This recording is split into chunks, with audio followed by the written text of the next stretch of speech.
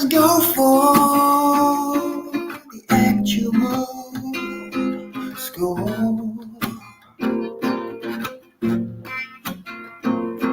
Europa Natural.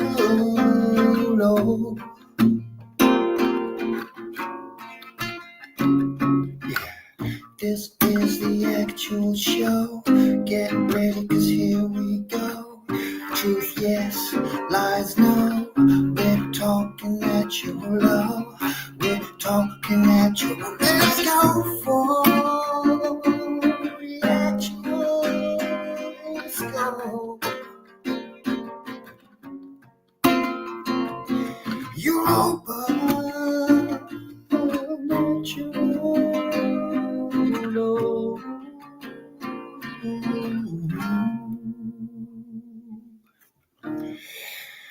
Welcome to this somewhat off-the-cuff broadcast.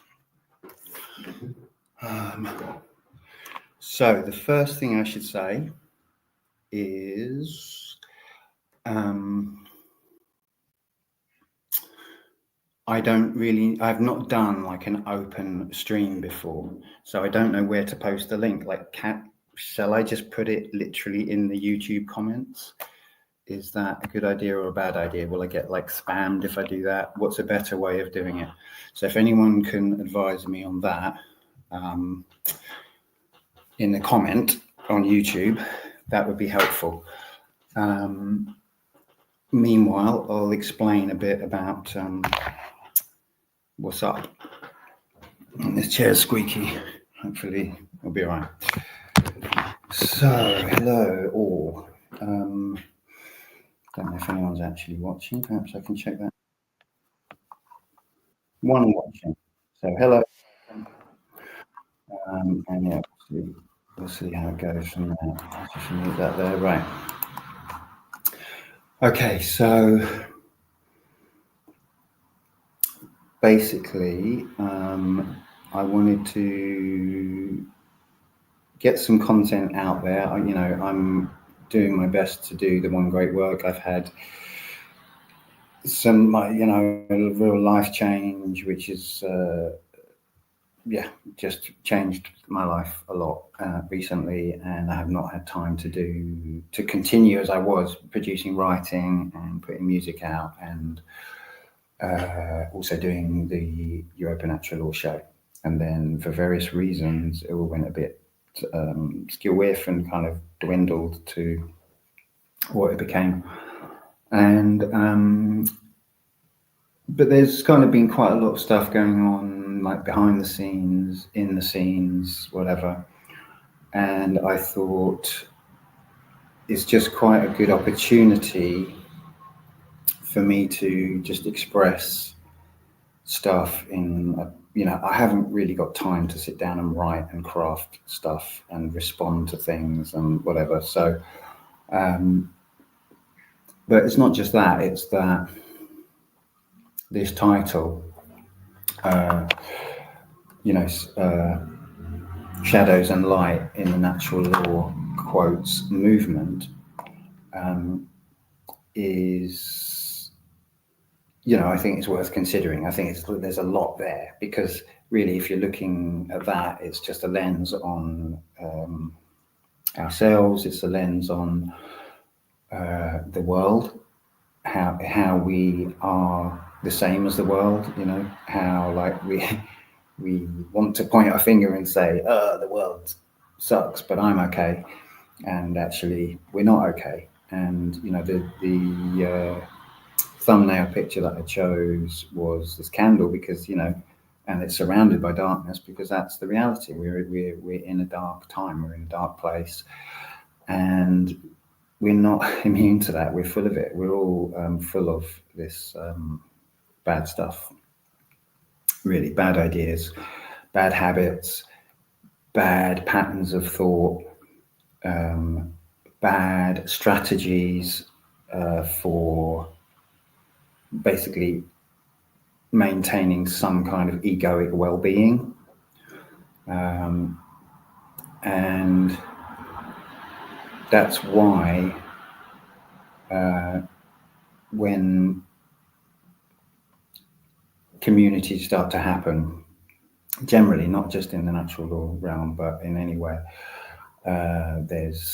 it doesn't work because of the shadow stuff, because it's because people see a certain amount of shadow, and then they can't see beyond that. Obviously, because that's the nature of shadow, it's unseen, right? And so people's shadows are bouncing around, bouncing into each other. So I wanted to sort of take it as an opportunity to just address some of that. So let me see, no one has commented as far as I can see. I've still only got one watching, so it's not a great thing. So basically, if you want to join the stream, if anyone does join and wants to join the stream, and can advise me about the best way to get the link to them, which may not be putting it straight into the chat, because for whatever reason I might get spammed or something, I don't know. If you can do that, then you can join the stream. Okay, so so I just, for a start, I'd like to just step back to a kind of meta view of like this time that we're in, and my perception of it. And that is to look at Mark Passio as a spiritual teacher, I guess. Hi, Alicia. If you have any thoughts about sharing the stream link, I'd welcome that, because I haven't done this before, like an open shut. And I'm slightly nervous to just post it in the YouTube comment or description or whatever. Yes, so this moment, spiritual kind of moment, the spiritual reality we're in, I have a very strong idea about, which a lot of people,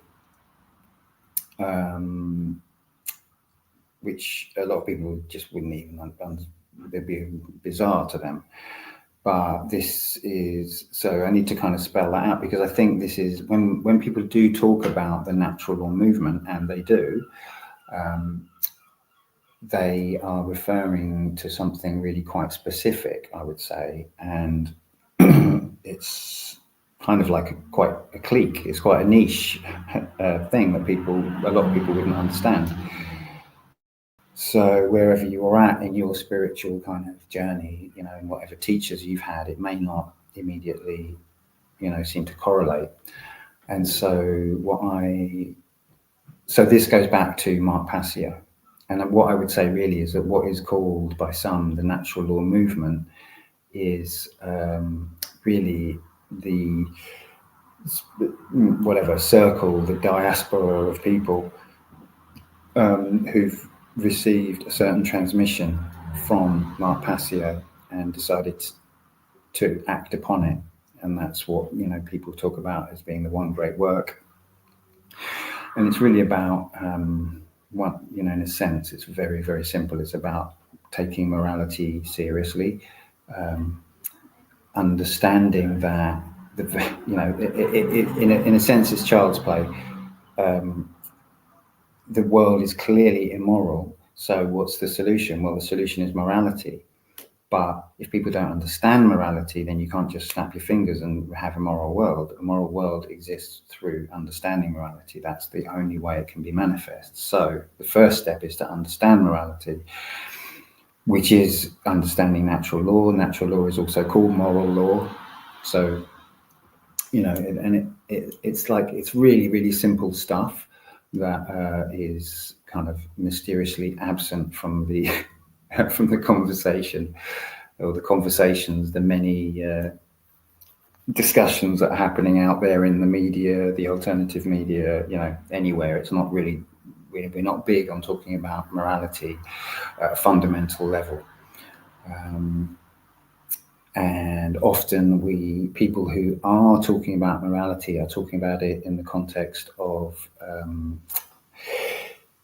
effects, events. They're responding to events in the world rather than trying to address the cause of those events. So this is the kind of transmission of Mark Passio that I think is, where what some people refer to as the natural law movement. So I have a big problem with the word movement, which I'm going to talk about. And yeah, that's that. So sorry, just morality starts with each person. Yeah. So what was the question Alicia asked? The question is, if I want to make this an open stream so anyone can join it, then how can I share the link in a way that can I just put it on as a comment on YouTube, or will I get spam or sort of a robot? I don't know this. I've not done this before. That's the question. And that's only if anyone wants to join, and if anyone does want to join, they could just tell me. And I don't know. I don't know how this works. I'm happy to just ramble because I got stuff to say. And yeah, and of course, no one has to listen to this. Just a quick reminder that, if you are listening to this, that's your lookout. It's absolutely your responsibility, and well, that's that. I get to select if I allow someone in or not. No, I know that. Okay, so StreamYard, you drop it in here, yes. So you're saying it's okay. I'm not going to get. There's no problem. I don't know what it would be, spam or something, if I just put the link into the comment as a comment on YouTube. You're saying that's fine. Yes. Okay, great. I will now do that, and anyone's welcome to join in. Present. If I just find the link, 1 second. Invite. Copy. Okay, so there you go. So I'll put a little note on it. 1 second. Link to join stream. Link to join stream. Link to join stream. Okay, and yeah, that's fine. People can figure that out. And I think I've got 3 watching. Hello, 3 people. So yes, so for me, there's no competition. Mark Passio is the spiritual teacher of this age. I don't know who comes close, and it's because it's just pragmatic. He's just completely pragmatic spirituality. He's looking at the situation, and he accurately describes the problem and the solution, and that is, what does he call it, on the ground, on the street spirituality, or whatever. So that's sort of a position that I think a lot of people would kind of hold. And then there's like all the questions about other things that Mark said, and is everything he says right? And I don't think it is. I think he's really off on some things. And I don't think, and so, one of the things that he said is that he's done all his shadow work. That's why I'm kind of referring to this, because I mean, that's quite a claim, and I can understand it in a sense that he has, if he perceives the work that he's done up to now as his life's work, and that he's achieved it, then fine, he's done the shadow work to do that. But he could do more. He could do much better as a spiritual teacher, And the problem with this approach that he's taken is that, and to just give an example of that, Mark's got a podcast that is close to 300 episodes, I think, or something, to something. And it's really quite difficult, very difficult to listen through, because it's got adverts in, it's got technical interruptions. It's got endless kind of like tangents and stuff, you know. And he's like, describes that as his work, and it's like, well, you could go back, and I would want to go back. I would not want that to be my magnus opus. I would want it to not have any noise in it. I would want a dead clear signal, and he's not done that with his work. He's kind of moved on to other areas, and so anyway, so that would be an example for me of how Mark could continue to tighten his work, you know, to like make it, to improve it, to refine it, and to make it just better, you know. But to sort of come back to this thing about shadow work, if he's saying he's done shadow work in that way, and he's kind of putting that out there, and it's this kind of, it comes with this message as well. Part of that is, I've done my work, I've put it out there, now it's up to the rest of humanity. And this is wrong. That is not it. I'm sorry, that's not right. You know, and that, as much as I hugely respect Mark and massively indebted to him, that's incorrect. It's not good enough to just put the work out there. You have to keep trying different ways of putting the same work out there. You know, he said, and we all know, it's very simple, it's very repetitive.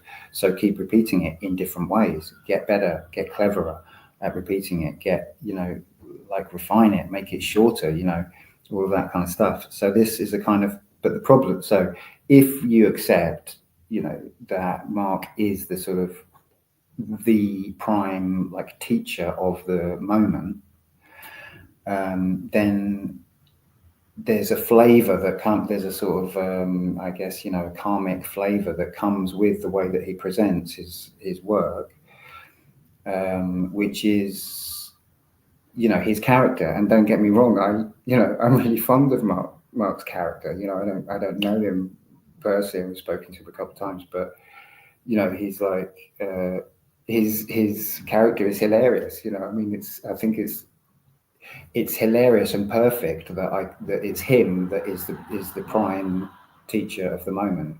I find it just hilarious and perfect because, you know, of course it's this, what does he call himself, Philly punk, you know. It's like, yeah, of course it's perfect for this moment, that it's that person. But it's not just up to one person, it's up to everyone. And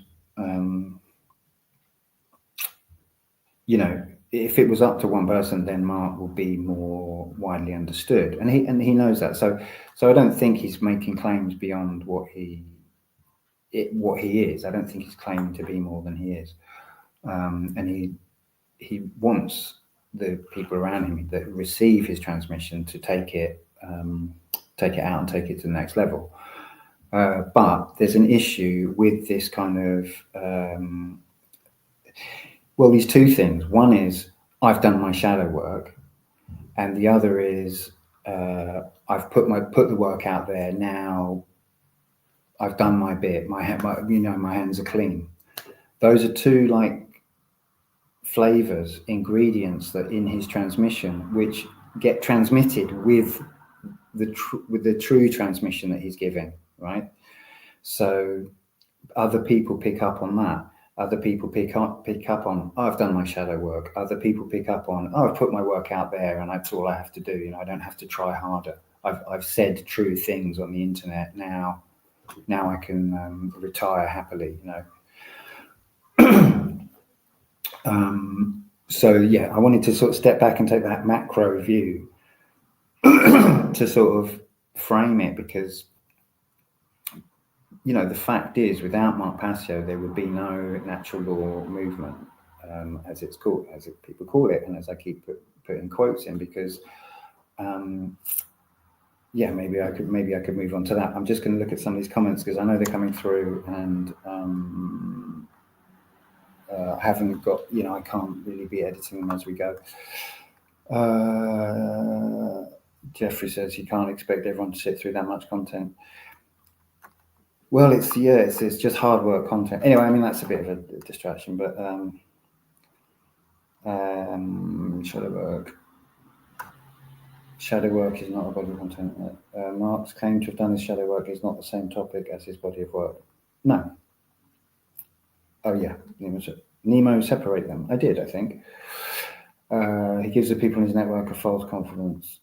Yeah, maybe. I don't know. Yeah. Well, anyway. So obviously the problem with this, is there is a problem with ego when you say I've done all my shadow work, or I've done a lot. Even you say I've done lots of shadow work. I've done so much shadow work. It's like what are you saying? And this relates to people saying I'm awake. Although we're awake. So and this is deep poison.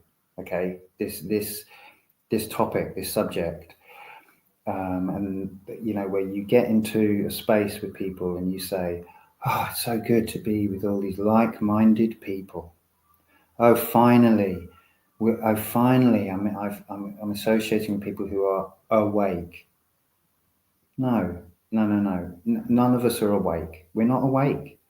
And I'm not awake. We're struggling. We're fucking struggling, and we're deep in the doo-doo. Like most of our thoughts are fucking bullshit. And most of us are just trying to keep our ego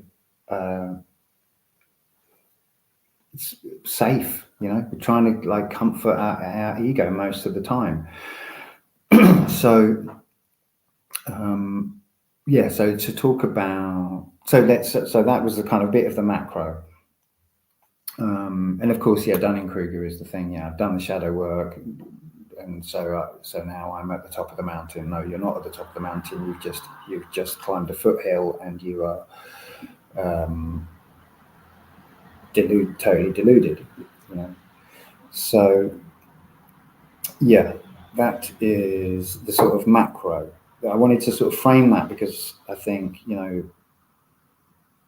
this being the case, that there are these flavors within that kind of have permeated out, in the whatever you want to think of it as, the karmic ripples of Mark's work. And they're mistakes, I would say those are mistakes, both of those things, and they're related. And it's fine. We all make mistakes, and none of us are perfect. And Mark, I'm not even really faulting Mark. I don't expect him to be completely enlightened. Why would I expect that? So anyway, so that's that.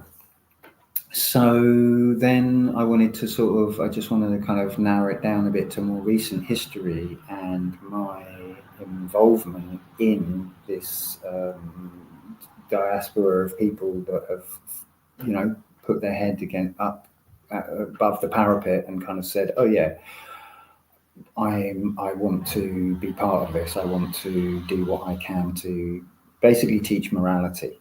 And I've started to frame it like that, at least in my own mind, because that's what it is, and that is the job that we have to do, and it's important to claim that and not to shy away from it, to say, I am here to do my best to educate people morally. Moral education is what's required. And that doesn't mean teaching people how to act. It means teaching people what is right and wrong, because they don't know. And it's not complicated, and they need to learn it. And then the world will be moral, because everyone will understand what that means. It's like so incredibly simple. But if I talk about like my journey into this, I think I wrote a piece on my blog called The Ultimate Red Pill, which was maybe a bit of a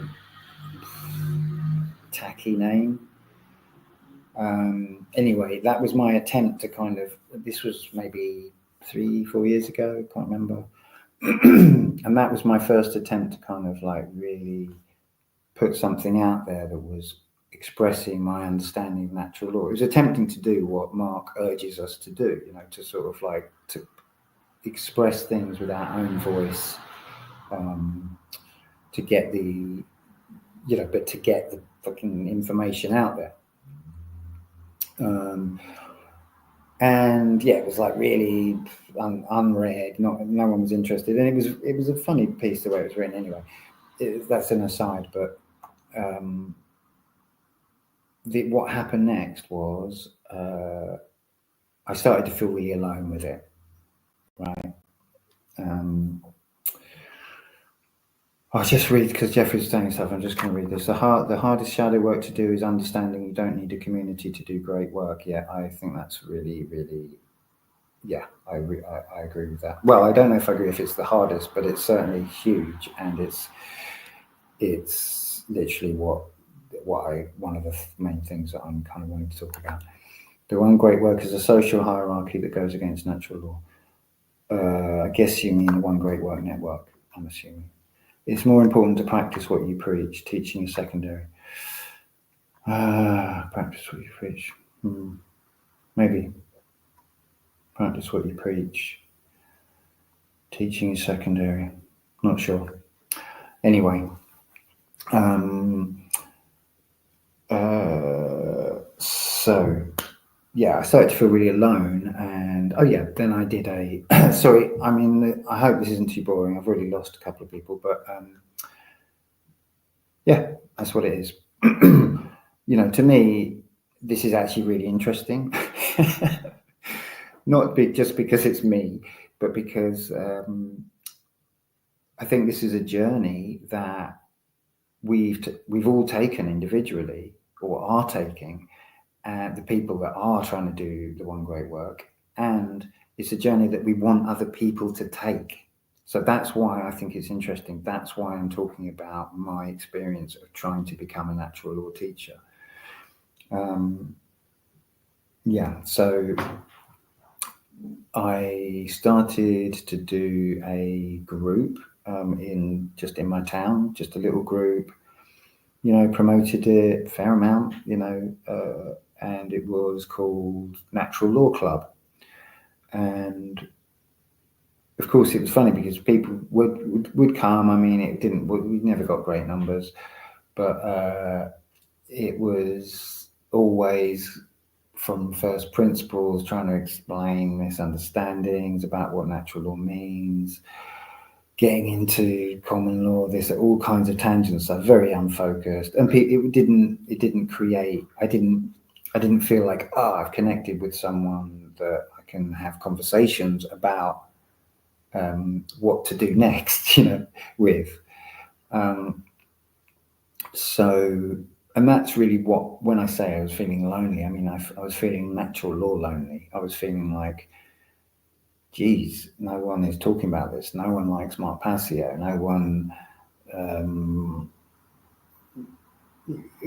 everyone's caught up in effects of some kind. No one wants to look at causes, all of this kind of stuff. So that's what I mean by loneliness. So that's what I was looking for. So, okay, that didn't really work. So I went and started a Telegram group. And I can't know if it was initially called Europa Natural Law, but it became known as Europa Natural Law.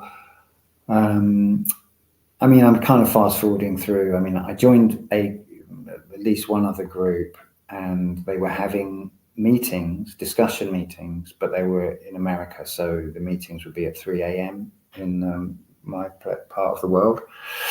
And so I thought, well, let's see if there's anyone, in this time zone. And that's why it was called Europa Natural Law initially. And then as people started to join the group, and we started to have a regular weekly discussion, it was a nice warm feeling. It was like, oh, look, people are popping up everywhere. Boop, boop, people, like little lights in the darkness, oh yeah, I've done that. I've done Mark Passio's work, all this kind of stuff. And, you start to feel like, finally, I'm in a place, I'm in a room with people who get it, people who are awake, people who, and, I mean, just to be clear, it's not like to say that people aren't you know, in some sense, you know, more awake or whatever. It's far more fundamental thing than that. It's that it's about this process of of coming into community. You know, and I knew from the beginning that it was going to be interesting. I kind of knew that I was going to learn something from it. And as another little aside, you know, something about me that I might have mentioned on here before, but I mean, who listens to this? I don't know. But I've spent more time than most in sort of different types of intentional community or semi-intentional community. So yeah, that's just something about me. So I'm kind of interested in those dynamics in a way of like seeing patterns, and in kind of somewhat closed communities, which obviously like an online group is that.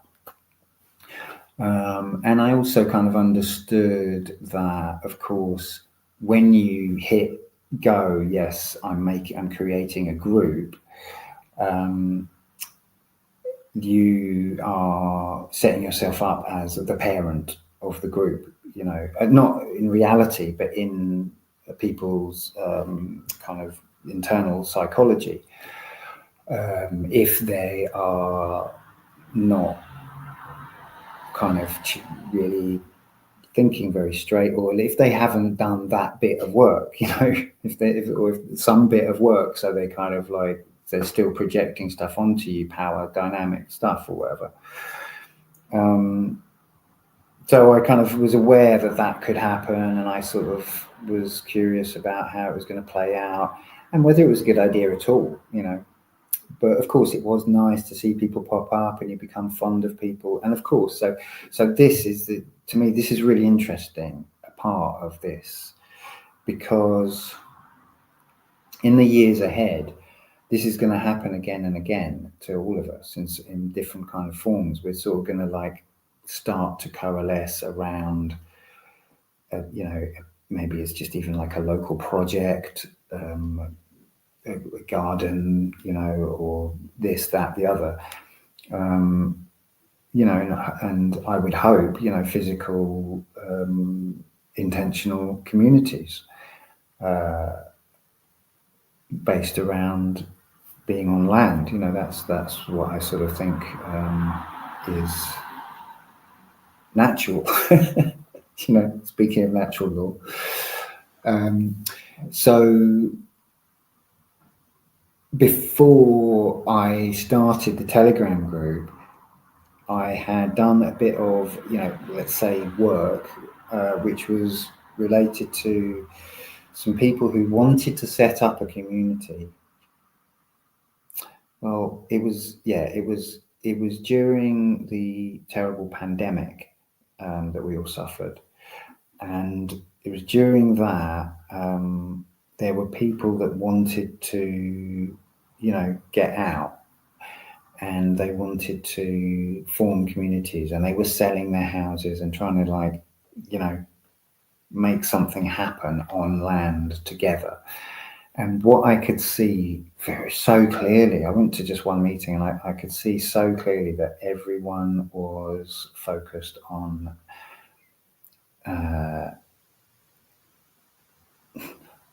money, you know, ownership, and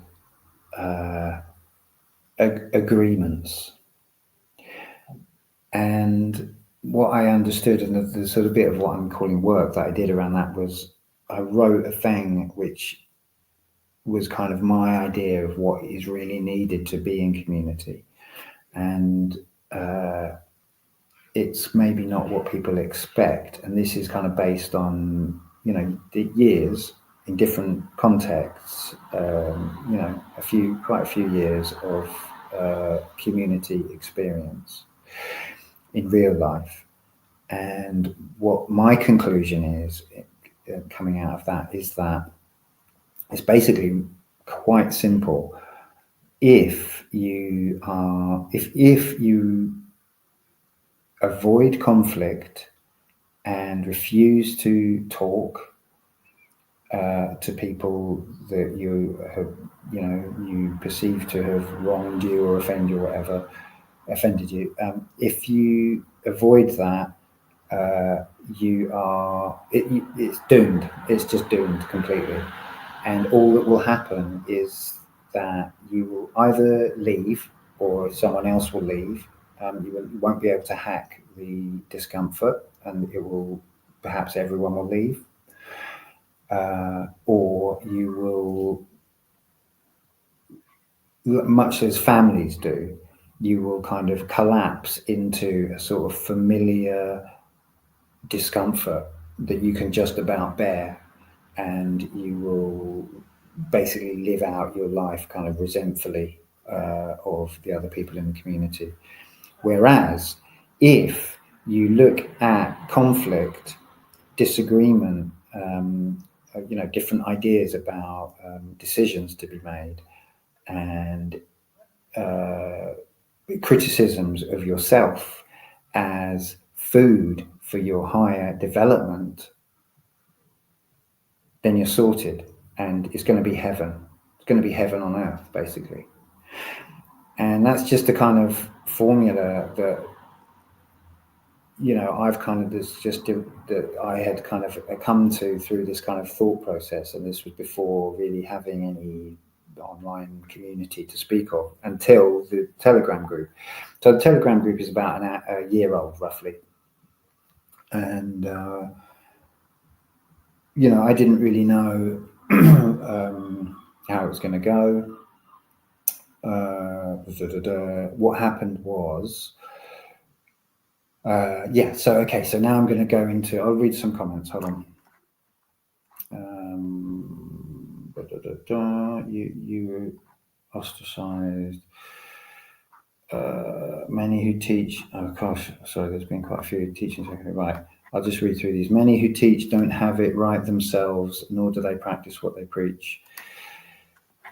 Yeah, it's difficult to teach. It is and it isn't. I mean, yeah, you can teach something, I think, without really embodying it, but it's limited. And the thing is, really, a teacher, I think, has to be, the true teaching is responsive, and it's it's an active engagement with what is actually there in front of you. And if you're carrying a lot of shadow and you're not really able to respond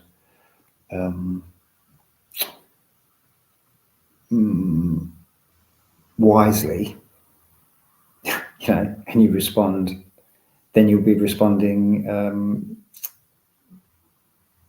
in ways which do not convey your supposed understanding. Anyway, okay, I keep going. Teaching is secondary. It doesn't make sense to have a bunch of fakers teaching something they don't actually do themselves. Real natural law practitioners should be the only people doing any teaching. Well, right. I mean, yeah, but teaching requires students as well. So how does that happen? How do the teachers and the students, here's something I was thinking, as I was obviously been thinking about this, hence why I'm doing this. But I think in general, everyone, and this is kind of a Buddhist perspective, and I think it's a correct perspective, is that anyone could be a teacher in any moment. True teacher. Anyway, there's always that potential for someone to just say the thing that is like, oh, you fucking truly nailed it there. That's that potential. It could always come from anywhere, and there's part of the social dynamics that I'm going to talk about is kind of the denial of that. Denial of that potential in the person. Kind of when people really say to someone, "You cannot teach me anything," that's like the death of, or a death of the person saying it. I would say, because that's just not how reality works. Right, so you were ostracized by others' egos, Nemo. Yeah, okay, well, we'll maybe talk a bit about that. The natural community is landmines abound. Intentional communities rarely are successful. Yes, I don't really know of any. I think I don't think anyone really embraces the gold of conflict, which is that would be, if ever I am able to enter into intentional community again seriously, it will be withholding that, as the sort of guiding principle of the community. That conflict, disagreement is to be looked at and learned from, and it's the seed of growth. And this is my understanding of the lotus in the Lotus Sutra is exactly this, that it's the muck at the bottom of the pool that no one wants to look at. That's the actual nutrients of the beautiful, perfect flowering of the lotus. That's the kind of metaphor. The roots go down into all the muck, all the stuff that's been composted, and just like all the detritus that falls to the bottom, to the very darkest point, and it uses that as food for its growth. And that's the sort of principle that I would want to bring to an intentional community. And so, obviously, in this kind of current milieu, or whatever, the sort of global thing that we're in, the example of people, there's endless examples of people not doing this, and the sort of archetype is like the leftist, in the left-right paradigm, which obviously I don't subscribe to, but people are acting within this paradigm, and the sort of it's always there's the kind of the way that it works generally is that it's rationality and then emotional response. The emotional response is like too much for the person to engage rationally, and they run away, and they say, if there's enough of them, then rather than running away, they say, you have to run away, you have to go, you for saying things, in a mean way, in a cold way, or whatever. People start making compromise to fit into the community. Yes, absolutely.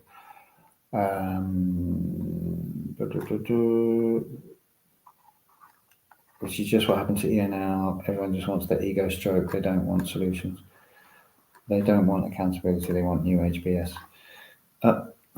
True teaching is sale time, organic, and Jot Priestley. True teaching is sale time, organic, and Jot Priestley, not Priestley. Yes. Oh, real, organic, and real time. Even the teacher changes and grows if humble, open, honest, and vulnerable to themselves and others. Yeah, of course. Yeah, absolutely. Right. So, yeah. So now I'm going to talk about my experience of having a Telegram group. I've never had a online group really event to speak of before. Maybe I have got a couple of Facebook groups, but they're tiny and not much happens to be honest. And so is this one. This Telegram group is really small, and so guys, so many things could be said about it. Yeah. So in terms of, so first there's an interesting thing about the structure of it. So the structure of an online group, and I suppose there probably are other models, but this is like the simplest structure, is that you hit yes, I am creating this group with this name and this image and maybe this description or whatever, and that means a few things. And for some reason, people don't really understand this. It's quite weird. It's like, what that means is you alone choose who's in and who's out. It means you alone decide if the group name changes or the description changes or the purpose for the group changes. You alone decide if the group exists or not. And yeah, it's basically your room, it's your space. So it's really it's basically like your bedroom, you know, in terms of like its privacy. It's like, so when people kind of wander in and have expectations of it, it's quite funny because they don't seem to kind of realize that like they're in your bedroom. You know, it's quite funny sometimes the way people act.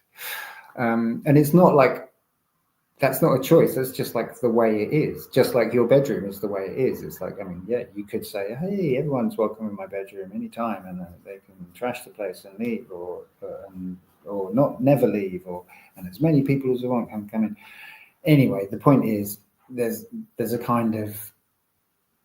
some funny expectations that people have about it, and you know, it's quite telling that you know, there's been stuff going on, okay, as I sort of referred obliquely to earlier, and it's quite funny that someone used the word optics to me, and I'm going to be vague, by the way, unless someone wants to come on and discuss specifics with me. I'm going to be as vague as I can possibly be, because that's just my nature. I'm not really interested in gossip, but interesting things have been being said.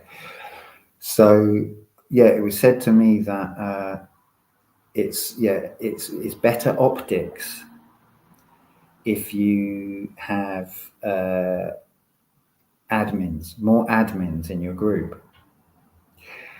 It looks better. That's what that means. That's what, yeah, it's of the eye. It looks better.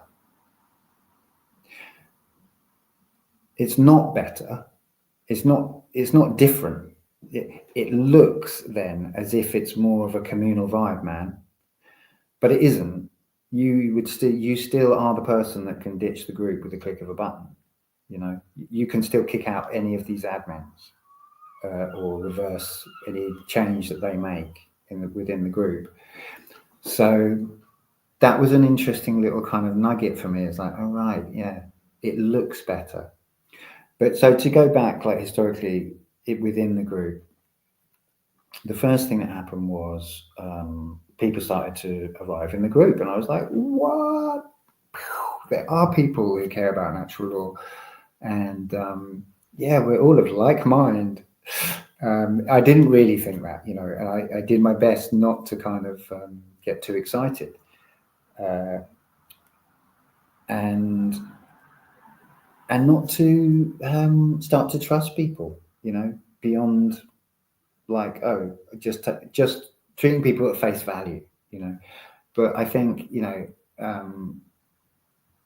it's crazy, really, isn't it? Like, it's crazy how easy it is to sort of start to go like, oh, look, we're in a gang now, and to feel like that.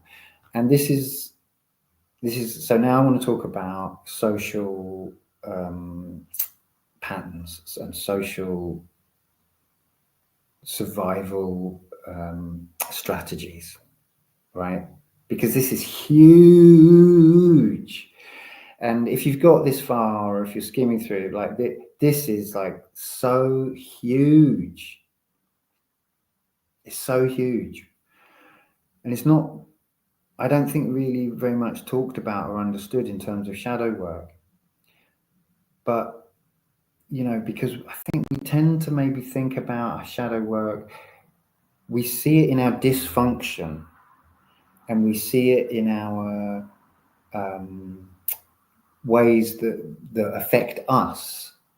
But what we don't see as, you know, if things are running really smoothly, we perceive that, of course, Of course we do. We perceive that as function. It's everything's functioning great. We're all getting along. Everything's running smoothly. It's like a dream. We all agree. Okay, but the thing is, what that is, that's just all social. I can't quite think of the word. I feel like there's a word. Not. It's not positioning. It's like social. Like leveling. It's like where everyone comes into a room and you kind of judge like where everyone's at, and you're like, oh yeah, and you kind of jostle for like a comfortable position in the room.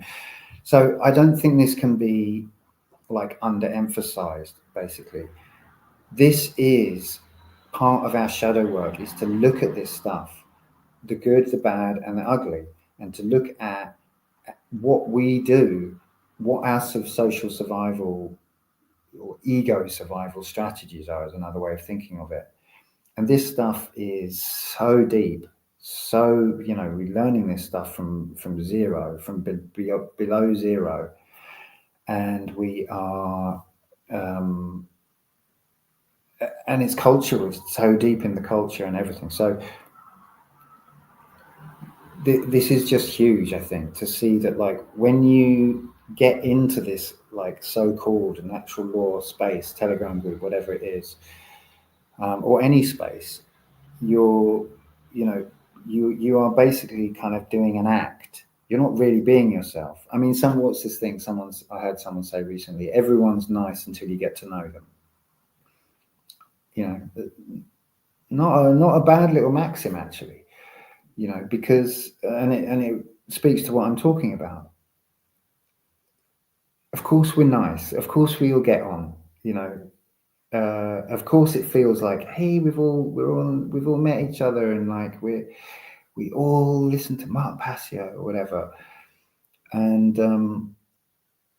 but we're in a deluded world, and we're not immune to it. We're in that, And so what I started to see, this obviously this thing of like the daddy of the group or whatever. Well, and it was me, and Yvonne, before she left, was kind of perceived, because she was in right from the beginning. We were kind of perceived as the mummy and daddy of the group, and kind of referred to in that way to some degree. And then, okay, so this went on. There were a few dramas. There was some quite obvious projection towards me at points, which I, mainly just kind of, I would kind of, push back a bit. I don't think I was too harsh. And so that happened. And then there was this kind of like sudden influx of people, and I didn't know who the hell they were. And they were talking about, they were criticizing other creators and all that kind of thing. And so there's another dynamic now that comes into effect, where you kind of reached a stasis, in the group, where everyone's like, yeah, and it's all kind of sweet. And then something happens, whether it's within the group or someone comes in and starts to say stuff or whatever, and you start to see these things. And obviously the internet is absolutely full of these kinds of comments, which are basically, I agree, I disagree, wow, you really nailed that, or you're wrong, or whatever. And they're kind of like, it's like social positioning, really, because it's like, and this is real, this is what people do. It's what animals do, and it's what people do. It's an animalistic aspect of us, and then on top of that we have the human ego layers of like, which it almost obfuscates it more, because it justifies it, these different kinds of strategies. So you're kind of known as like agreeable, just because you like people. That's the kind of story. It's not because it's not a status thing. It's not that you want to be liked by everyone. So we can tell each other these different lies about that justify behavior that is actually purely animalistic. I'm arguing. So anyway, so people were thrown out of the group. Then I kind of, but because at that time I hadn't really thought this through. I thought it through a bit, and I was like, I think I should probably be the only person, because otherwise, what I realized I'd be doing, if I had admins, a layer of admins, it's basically like a king with a government, because it's just another layer of power, and it's just complicated bullshit. And I just thought, well, I don't want to end up like, I just want it to be really simple. I just want it to be my room, my rules, which there aren't really any, and my decision about what happens. And then that's simple, and you can always go and start your own group. Okay, like this is like so obvious. And then I will now mention, just it's just like fun. It's quite funny that like in the last few weeks or whatever, we've had people, a few people have left the group, like maybe 10 people. Well, no, other people. So maybe it's more, I don't know, 10, 15. I really don't know. I mean, it's a tiny group anyway. And plus, most people are not active in it at all. So it's even tinier than the number that it is. But anyway, it's still something. It still represents something. And I'm talking about it for a reason, not for like gossip. I'm talking about it because I want to learn something from it, from the experience. But I've had people say to me, like, I can't think of specific examples, but like pretty much saying like, you don't want people leaving the group. I was like, well, what? Like, imagine it is your bedroom. It's like, you don't want people leaving. It's like, well, or okay, let's say you've got a huge bedroom. I mean, I'm saying bedroom because that, your room, right? And you invite people in, and then what? And you don't want them to ever leave. It's like, I don't know. It's fine if people leave. It's I'm not here to like collect people, right? That's not the point. So it's a weird mindset that I perceive when people say, well, people are leaving your group. That's bad. That's somehow like a problem. No, it's not a problem. It's in no way a problem. It is the thing that I was talking about, where rather than engaging in rational dialogue, people are leaving, and that just is like 1,000 words, really.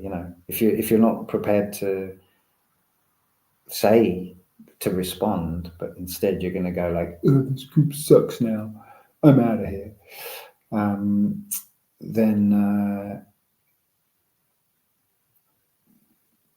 the group doesn't, like, you are the group, and if you want it not to suck, then you could engage in the conversation.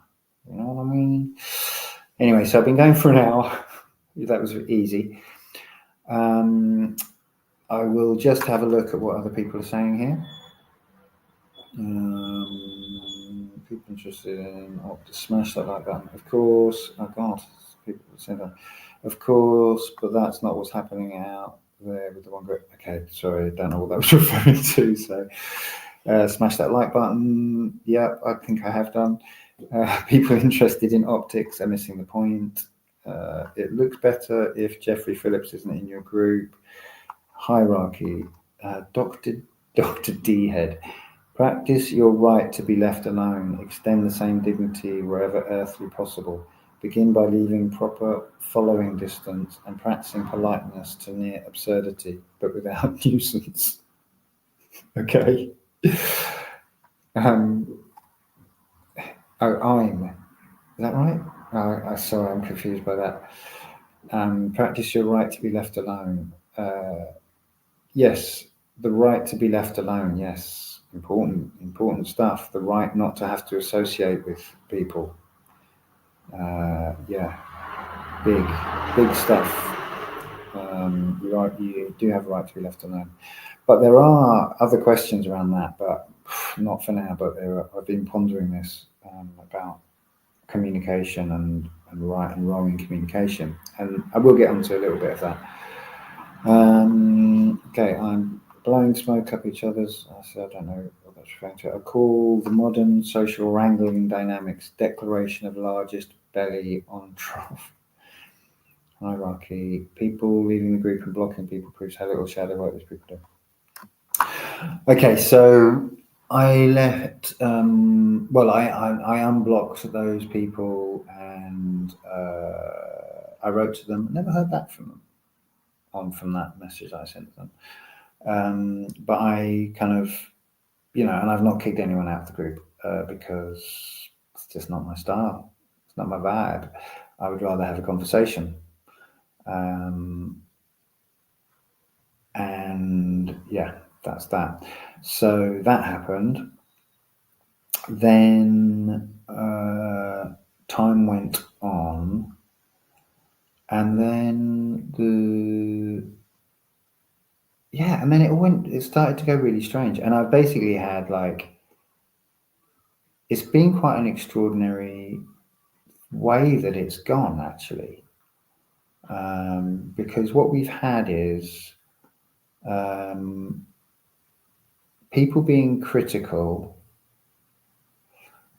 and people being, I guess, reactive in a very strange way, in the sense that it's taken two forms, really. One is to say, oh, we're the nice people, we're the kind people, they're the mean people. Can you throw them out? Because we're nice. We don't like mean people, so can you throw them out? Imagine that in your room, in your bedroom. Some people are coming up to you and saying, that guy criticized me, so can you throw him out because we're nice? Yeah, interesting. So that's one. There's kind of basically there's two dynamics going on. One is we're the nice people, and then the other is we're out of here because you're now the bad daddy, and we're leaving home. And yeah, there's been so little engagement with ideas during this whole time, and so much chucking of muck around. It's really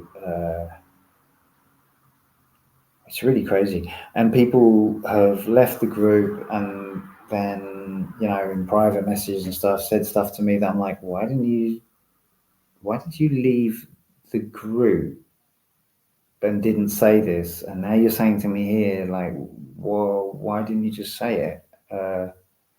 Because it's actually quite a good place to have dialogue and have other people chip in and have a conversation. I mean, it's kind of mad. So yeah, it's this. What I see really is like these social dynamics playing out in the field,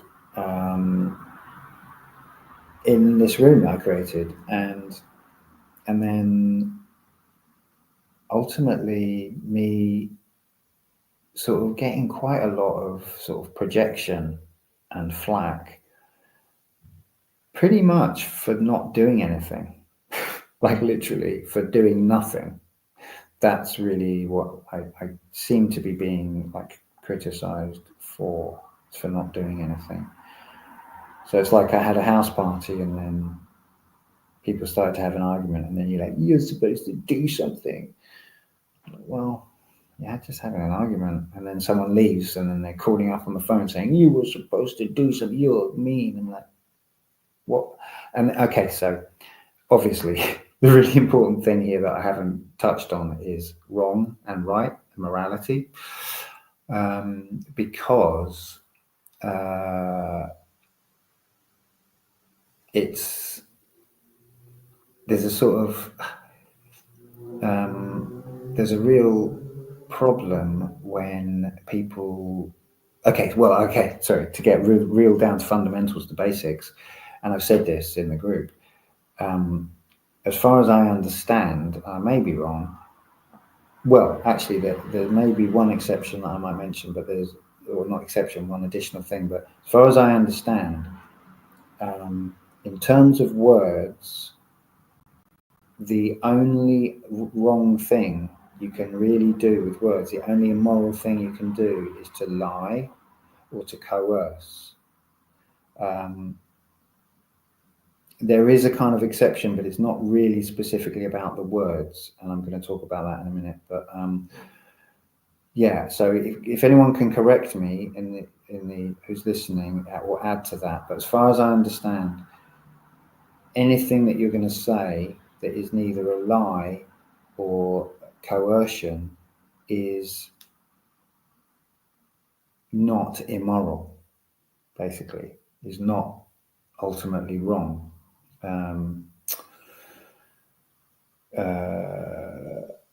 Yeah, I'm totally open to like that being bullshit, but that's how it seems to me. That's what I understand. The actual wrongs that can be done with words are to lie to someone or to coerce them, i.e. threaten them.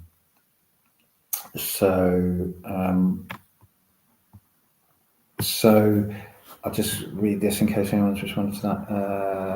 People in the group, blocking people. I'm 1 2. Thanks for reading my comment. Thanks for caring. I'm 1 2. I don't understand that. I'm 1 2. What? Sorry, don't understand it, but I'm reading your comment. People haven't been authentic teachers was the point. Not leading by example either. Do as I say, not as I do. By reactive in a way that contradicts their words.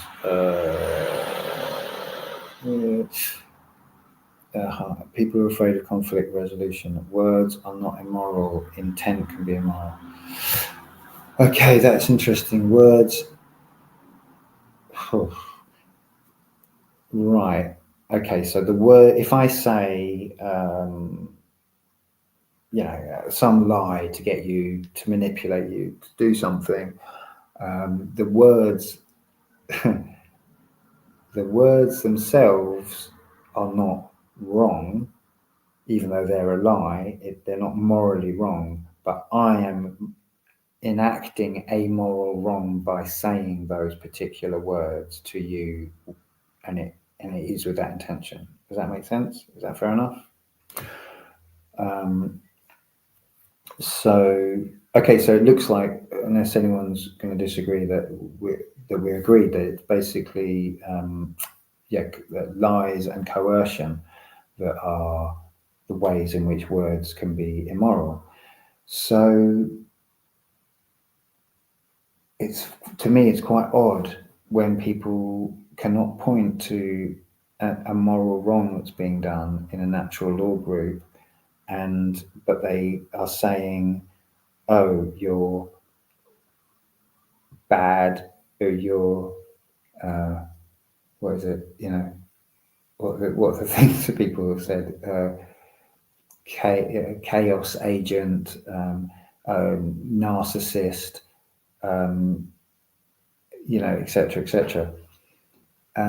Lots of descriptive words, like endless descriptive words, but no clear statement of what someone has said has been wrong, either factually or morally.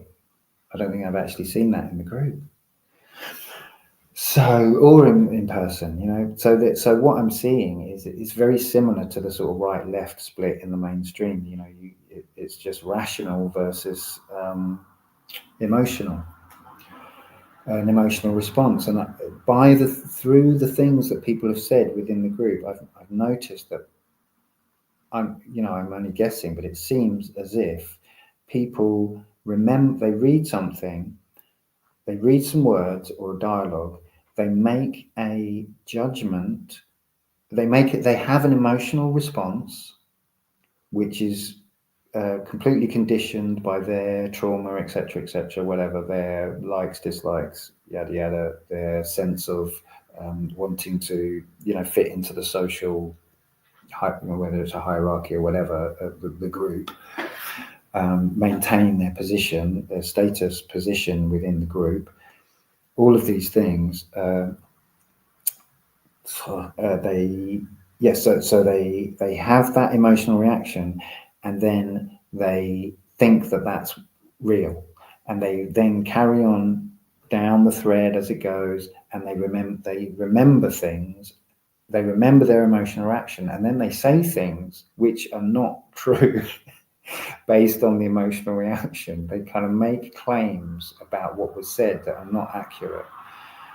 Because they're simply remembering something and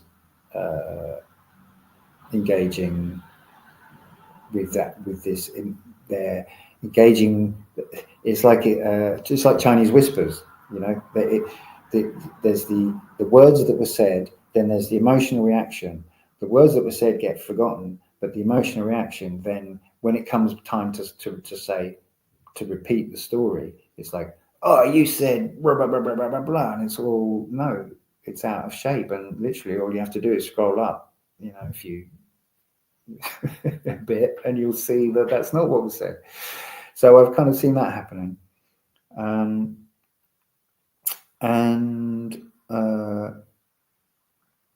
there's other stuff going on.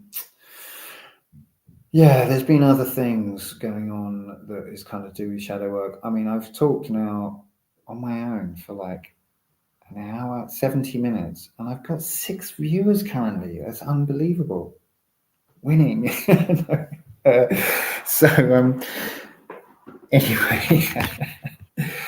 Anyway, long live your open natural law, lol. And I don't know. I thought people maybe would want to chat, would want to jump on. I think Wednesday is probably going to be a good day for me to do this. And I just thought this week, I was like, oh man, there's all this drama behind the scenes. I've got some stuff to say about it. I'm not going to sit down, because for me to put all of what I've just said into an essay would not take 1 hour. It would probably take me 5 hours, because I'm so bloody, fucking like fiddly, and I'd be moving it around and trying to, and all of that. So that's why, and I could maybe just give it a pause there. Of course, there's other stuff. Of course, there's loads of details that could be gone into, blah, blah, blah, all of that. But for me, it's just about this social dynamic thing. That's the kind of point I really wanted to sort of express. That's what I've seen is these patterns which are dysfunctional, and they're social. They're not to do with truth. They're not to do with reality. They're not to do with seeking truth. They're very tribal, and of course they are, because we're animals, and we're pack animal. We have to stay in the pack, otherwise what's going to happen to us? It's a very primal thing, and I guess that's the kind of message I wanted to send out to anyone that might actually listen, is like, please, when you're having an emotional response to some other words that someone's saying, and then you're wanting to put something on a forum or say something about someone else or whatever, like, bear in mind, and investigate if you're able, and contemplate and really look into your social conditioning and your patterns, and how you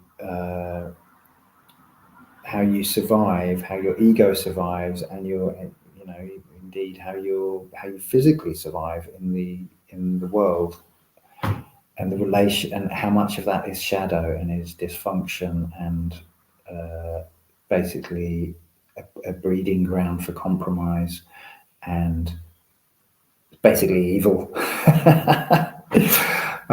yeah, that's kind of what I think that's more or less kind of, I could probably just stop it there.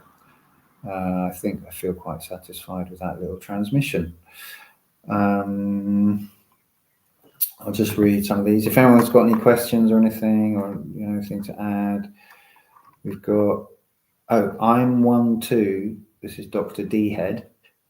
I'm one too. Express by a middle finger beside a peace symbol is a poetic attempt at expressing disdain for present culture while simultaneously conceding to be a member of said culture. Middle finger beside a peace symbol. I'm one too. Okay, yes. Okay. I'm not familiar with that, but okay. Smash that like button. Winning. Okay, so let me just have a quick thought about if there's anything else I wanted to add in. There's kind of there's this kind of other drama going on that, I don't particularly want to gossip, and I don't really want to draw attention to it, but it's on my mind, and I just refer to it obliquely, and just to say that it's quite funny to be accused of making a drama out of something. Yeah, it's quite funny. Yeah, that's quite funny in the context. I'll just say that. Yeah, and peace. Great streaming, thanks.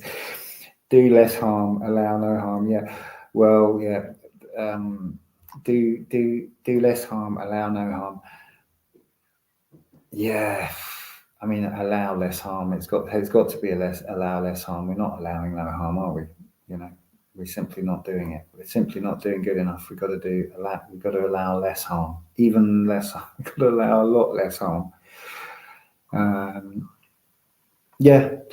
Okay. I think I'm sated. I think I've got my piece out. I'm going to be writing a piece. I've started had another bash at my piece on free will right, which I think is huge for me. This is a real big offering to the community that I want to put out there. I think I can write it quite succinctly. It's something I've talked about in the past. I think we've inherited Lockean views on property, and they're wrong. And yeah, I think I've got better ideas, and not just ideas, but I think I'm researching stuff that is going to really provide a much more accurate framework of understanding true ownership. I think it has really deep resonance, a really deep kind of real spiritual world connection. Application. Sorry, I'm trying to find my words there. I think the ideas that I have real important spiritual realm, real realm application to do with what we really are, what we really are, what human life really is, in this moment, not in some kind of where we came from or whatever. There's no speculation about that. It's just simply what we can know, and how that responds to responsibility,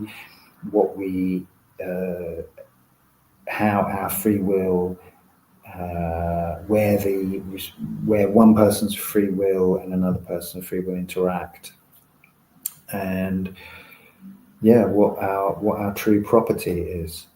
I think it's huge, actually, and who knows? Maybe it's just maybe it's just my own trip. Maybe I'm completely wrong, and maybe also I'm completely wrong on everything I just said, or some things I just said, and that's also fine.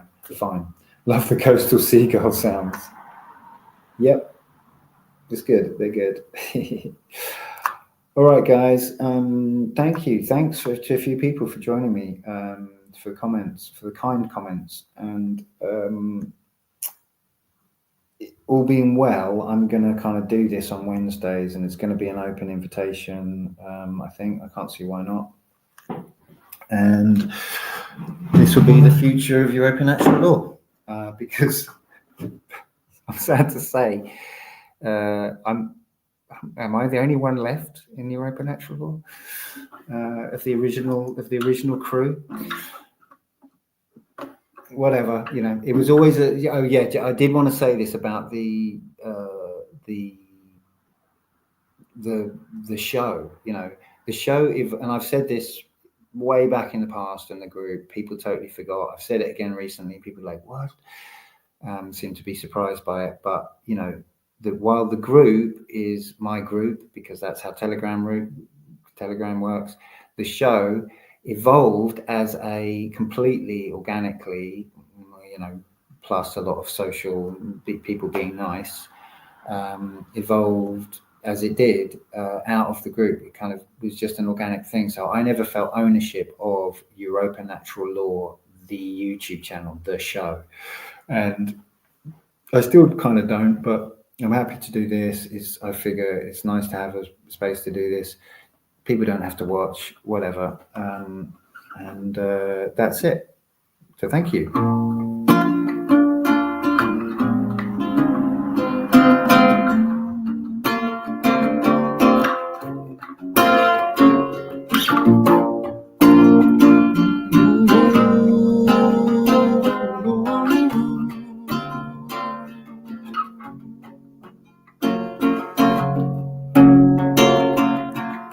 Let's go for actual score. Europa Natural.